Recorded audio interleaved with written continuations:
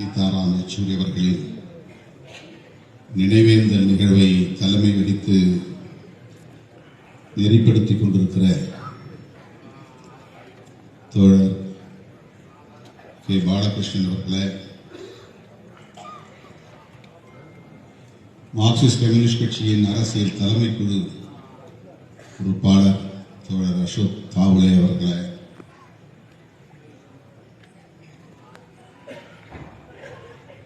இரங்கல் உரையாற்றி விடைபெற்று சென்றிருக்கிற மாண்புமிகு முதல்வர் அண்ணன் தளபதி ஸ்டாலின் அவர்களே, தமிழர் தலைவர் ஐயா ஆசிரியர் கே வீரமணி அவர்களே, தமிழ்நாடு காங்கிரஸ் கமிட்டியின் மாநில தலைவர் அன்பு சகோதரர் செல்வ பெருந்தகை அவர்களே, மூத்த ஊடகவியலாளர் மதிப்பிற்குரிய என் ராம் அவர்களே, மறுமலர்ச்சி திராவிட முன்னேற்ற கழகத்தின் பொதுச் செயலாளர் அண்ணன் புரட்சி புயல் வைகோ அவர்களே, கம்யூனிஸ்ட் கட்சியின் மூத்த தலைவர் தோழர் TKR அவர்களே, தோழர் GR அவர்களே, எனக்கு பின்னர் உரையாற்றவிருக்கிற அண்ணன் முத்தரசன் அவர்களே, CPI-ML விடுதலை இயக்கத்தினுடைய மாநில செயலாளர் தோழர் பழ ஆசைத்தம்பி அவர்களே, மூத்த தலைவர் முதுபெரும் தலைவர் ஐயா பேராசிரியர் காதர் மொய்தீன் அவர்களே, தோழர் ஜம்புலிங்கம் அவர்களே, அண்ணன் பேராசிரியர் ஜவாஹருல்லா அவர்களே, தோழர் வாசுகி அவர்களே, மற்றும் இங்கே திரளாக கூடியிருக்கிற இடதுசாரி ஜனநாயக சக்திகளே, உங்கள் அனைவருக்கும் என்னுடைய பணிவார்ந்த வணக்கத்தை தெரிவித்துக் கொள்கிறேன். தோழர் சீதாராம் யெச்சூரி அவர்களுக்கு விடுதலை சிறுத்தைகள் கட்சியின் சார்பில் எனது செம்மாந்த வீர வணக்கத்தை செலுத்துகிறேன். அவர் உடல் நலிவுற்று மருத்துவமனையிலே இருக்கிறார், சிகிச்சை பெற்று வருகிறார் என்று அறிந்தபோது அவரை நேரிலே போய் சந்திக்க வேண்டும் என்கிற ஒரு பதைப்பு இருந்தது. ஆனால் தீவிர சிகிச்சை பிரிவில் இருப்பதால் யாரையும் அனுமதிப்பதில்லை என்ற தகவல் கேட்டு செல்லவில்லை. திடீரென அவர் காலமாகிவிட்டார் என்ற தகவல் அறிந்து மிகுந்த அதிர்ச்சியும் கவலையும் அடைந்தார். ஒப்புக்கொண்ட பல நிகழ்ச்சிகளை எல்லாம் தள்ளி வைத்துவிட்டு கடந்த 13ஆம் தேதி புதுதில்லிக்கு சென்று அவருடைய திருவுடலை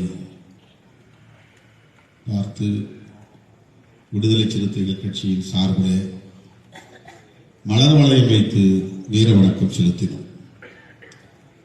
தோழர் பாலகிருஷ்ணன் அவர்களிடத்திலும் தோழர் GR அவர்களிடத்திலும் தொலைபேசியிலே தொடர்பு கொண்டு நிலவரம் அறிந்தோம். 14ஆம் தேதி தான் பொதுமக்கள் பார்வைக்கு வைக்கிறார்கள். 13ஆம் தேதி சந்திப்பது, அவரை பார்ப்பது கடினம் என்று சொல்லியிருந்தார்கள்.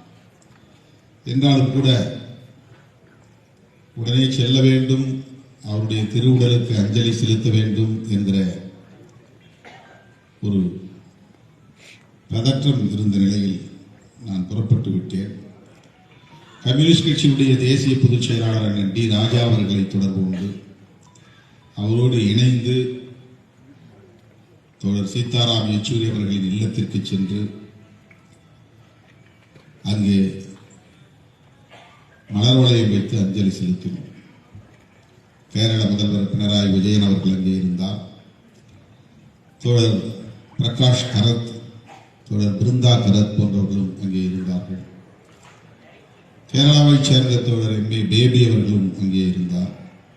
அவர்களோடு சில நிமிடங்கள் தோழர் யெச்சூரி அவர்களை பற்றி கருத்துக்களை பகிர்ந்து கொண்டோம். கடந்த 2019 இருந்து நெருக்கமாக அவரோடு பழகுகிற வாய்ப்பு கிடைத்தது.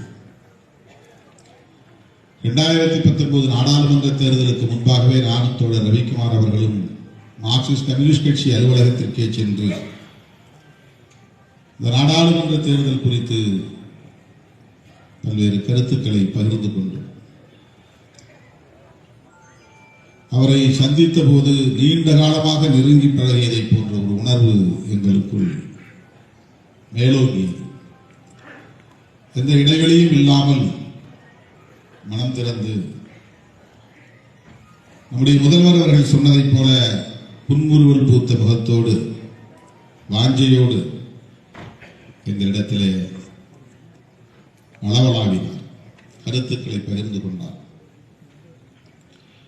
இடதுசாரிகளோடு இணைந்து செயல்படுவதிலே எங்களுக்கு மிகுந்த மகிழ்ச்சி. தேசிய அளவிலே தலித்துகளையும் இடதுசாரிகள் அமைப்புகளை சார்ந்தவர்களையும் ஒருங்கிணைக்க வேண்டிய தேவை இருக்கிறது என்பதை நாங்கள் கருத்துக்களை பகிர்ந்து கொண்டோம். தலித் அமைப்புகளை அல்லது தலித் தலைவர்களை ஒருங்கிணைப்பதில் இடதுசாரிகளுக்கு முக்கியமான பங்கு இருக்கிறது, பொறுப்பு இருக்கிறது.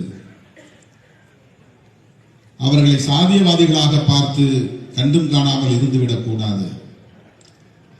புரட்சியாளர் அம்பேத்கர் அவர்களின் கொள்கைகளை பேசக்கூடிய இயக்கங்களை ஒருபோதும் சாதிய சக்திகளாக பார்க்காமல் அவர்களை அணிதிரட்டுவதிலே கவனம் செலுத்த வேண்டும் என்கிற கருத்துக்களை அவர்களோடு தோழர் சீதாராம் யெச்சூரி அவர்களோடு பகிர்ந்து கொண்டார். இடதுசாரி இயக்கங்கள் செய்ய தவறியதால்தான் வலதுசாரிகள் அம்பேத்கர் இயக்கங்களை அணுகுகிறார்கள், வலைவீசி பிடிக்கிறார்கள். அம்பேத்கர் இயக்கங்களை தேடி போய் உறவாட வேண்டியதும், அவர்களை அரசியல்படுத்த வேண்டியதும், அவர்களை இடதுசாரி இயக்க அரசியலோடு இணைக்க வேண்டியதும் இடதுசாரி கட்சிகளுக்கு இருக்கிற பொறுப்பு என்பதை நாங்கள் அவரிடத்திலே சுட்டிக்காட்டி இருக்கிறோம், கருத்துக்களை பகிர்ந்திருக்கிறோம். முதிர்ந்த தலைவர், ஒரு அறிவார்ந்த பேராளுமை, கருத்தியல் தெளிவு மிக்கவர். அதனால் மிக கவனமாக நாங்கள் முன்வைத்த கருத்துக்களை உரிமையோடு உள்வாங்கிக் கொண்டார். உள்வாங்கியதோடு எங்களோடு கருத்துக்களை பகிர்ந்து கொண்டார். அவ்வப்போது அவரை நாங்கள் சந்திப்பது. விடுதலை சிறுத்தைகள் கட்சி ஒரு இடதுசாரி இயக்கம்தான் என்று அவரிடத்திலே நாங்கள் சொல்லுவோம்.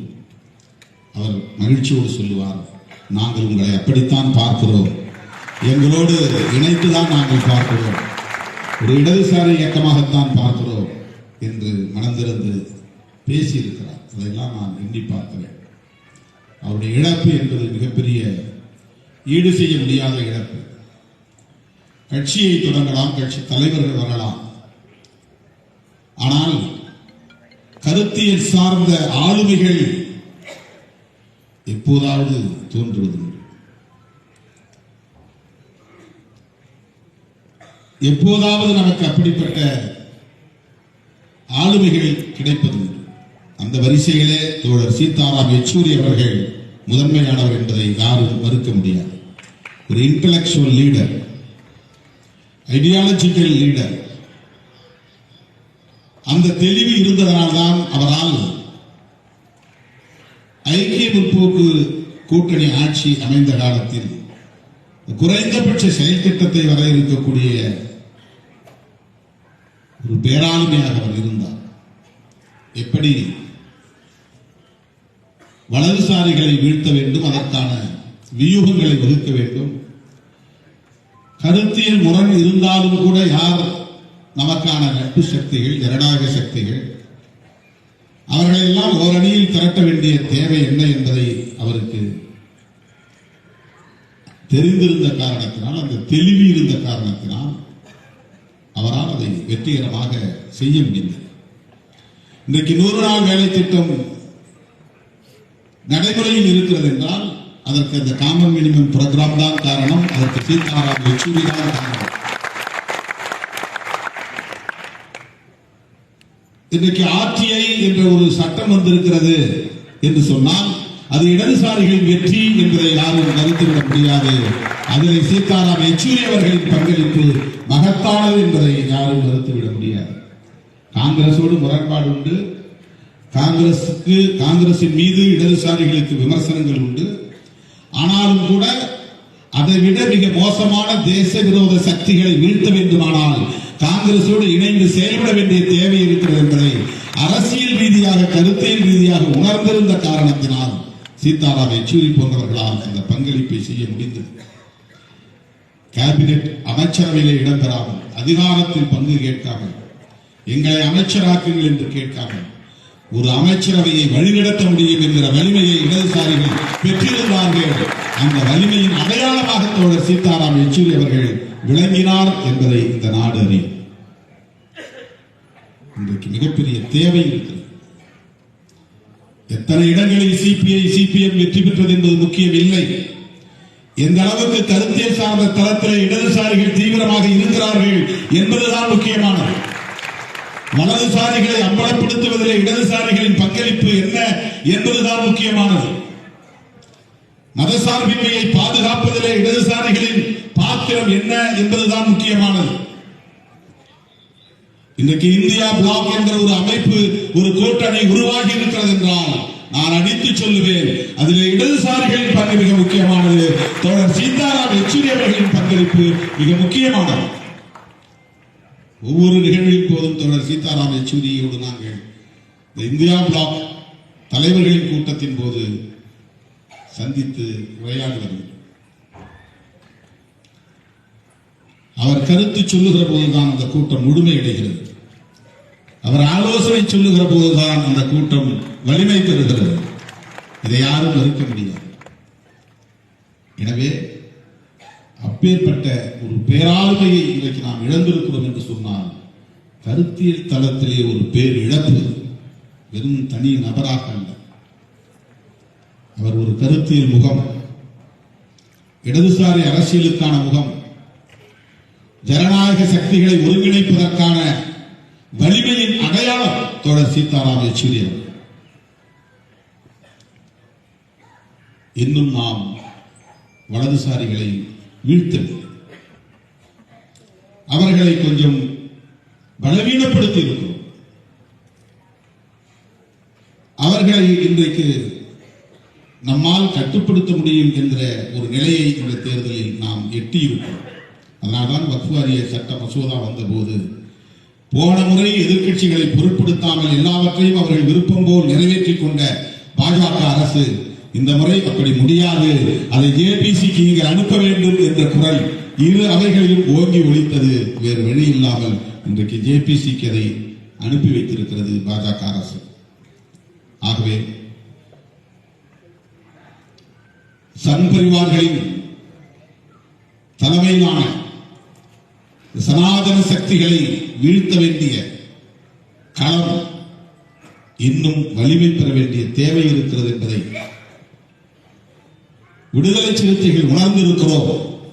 இடதுசாரிகளோடு இணைந்தே பயணிப்போம், இடதுசாரிகளோடு இணைந்தே களமாடுவோம், இடதுசாரிகளோடு இணைந்தே வலதுசாரிகளை வீழ்த்துகிற வரையில் கைகோர்த்து நிற்போம் என்பதை இந்த நேரத்திலே சொல்லி தோழர் சீதாராம் யெச்சூரி அவர்களுக்கு எனது வீர வணக்கத்தை செலுத்தி வாய்ப்புக்கு நன்றி கூறி கொடுக்கிறேன்.